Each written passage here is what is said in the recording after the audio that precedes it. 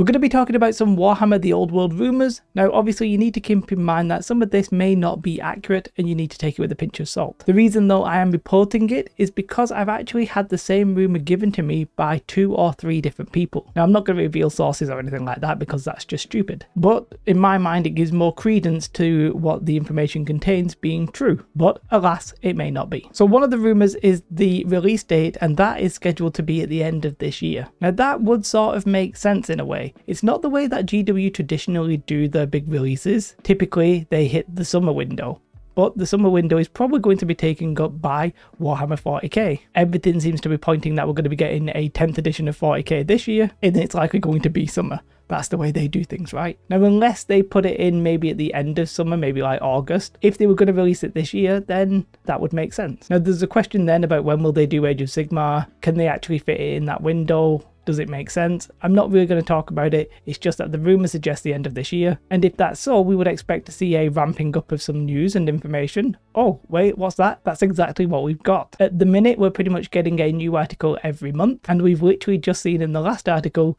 imagery, like actual new models, confirmation of plastic kits, all that kind of good stuff. And of course that stuff looks amazing, but really you can tell they're ramping up the information that they're telling us. That's an indication that they're getting more and more confident that this is releasing, maybe not soon, but sometime sooner than say many years away, I think. Still not 100% sure about the box. It could obviously be Bretonnians vs Tomb Kings, that would make sense. And I think that would be quite a statement to be like, hey, these two sort of underwhelming factions or forgotten factions in a way. Not underwhelming for the people who play them. Hey, we're going to support them, we're going to support this game a little bit. It would make sense.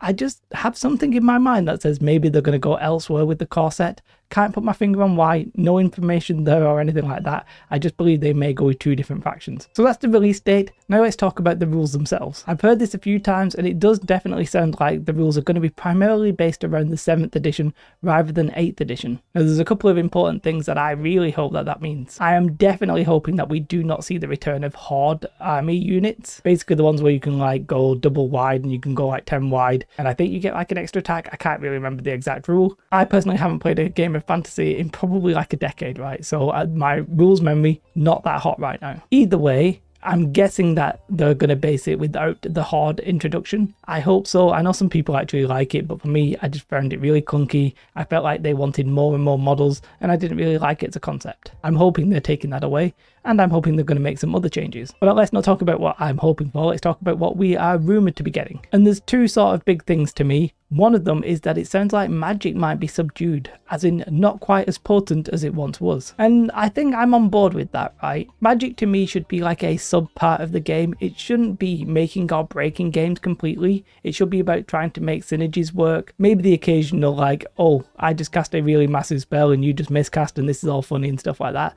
That I'm on board with occasionally, but on a competitive level and on a balance level, I think you don't want magic to be like super strong.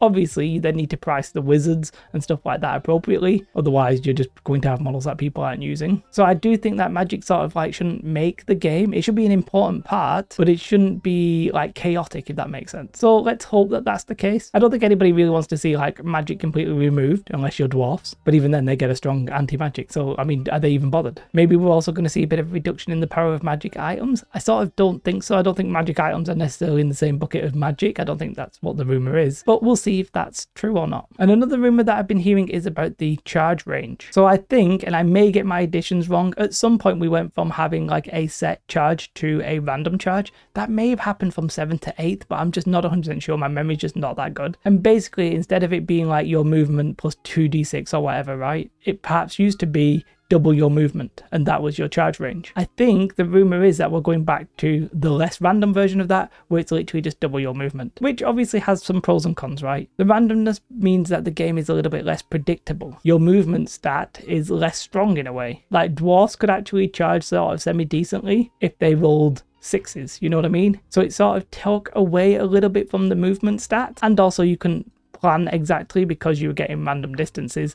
and that could be a little bit frustrating.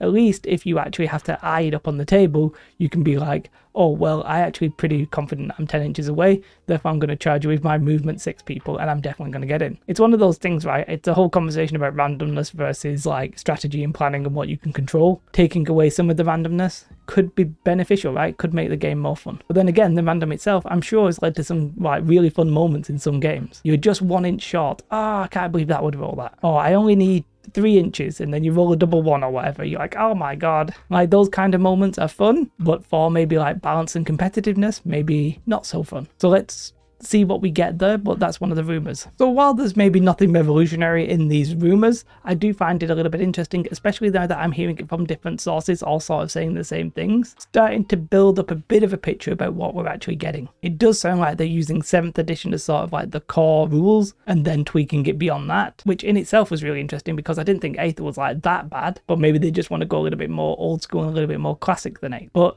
that's what it sounds like we're getting. And the release date, yes, it does sort of feel like we're building up to something. A lot of people still think it's going to be next year. If it comes out at the end of this year, I can see it, right? I think it just makes sense. But obviously we did have COVID, things probably got delayed. I'm sure there are some releases in GW's schedule that are all out of line now, and that they maybe just have to get their ducks in a row and just release it at some point. Because if it was 40k this year, Age of Sigmar next year, then Fantasy, I mean, you're another like 2-3 years away or whatever. The game might have already been completely finished, right? So that might not make any sense. So I'm starting to believe it, guys. My hype, my copium, whatever you want to call it, definitely building. Let me know your thoughts in the comments below. If you want to support me going forward though, I do have a Patreon, the link is in the description. What you should definitely do though is have a most beautiful day. Like and subscribe. Goodbye.